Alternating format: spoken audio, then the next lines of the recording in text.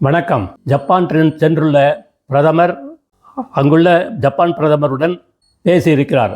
அப்போது பல ஒப்பந்தங்கள் கையெழுத்தாயின.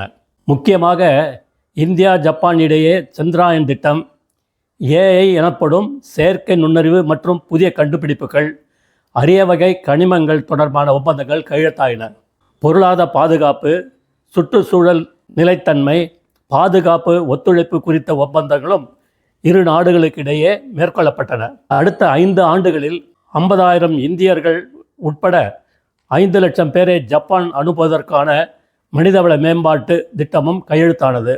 காலநிலை மாற்றம் மற்றும் பல்லுயிர் பாதுகாப்பு, கலாச்சார பாதுகாப்பு, கழிவுநீர் மேலாண்மை, அறிவியல், தொழில்நுட்பம், கல்வியாளர்களின் பங்கு வலுப்படுத்துதல் தொடர்பான ஒப்பந்தங்கள் இறுதி செய்யப்பட்டன. மோடி அவர்கள் சொன்னதையும் செய்வார், சொல்லாததையும் செய்வார்.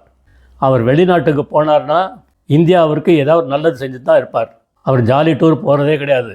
அவருடைய எண்ணங்கள் முழுக்குமே இந்தியாவின் மேல் தான் இருக்கும், இந்தியாவில் முன்னேற்றத்துக்கு தான் இருக்கும். ஜெய்ஹிந்த்.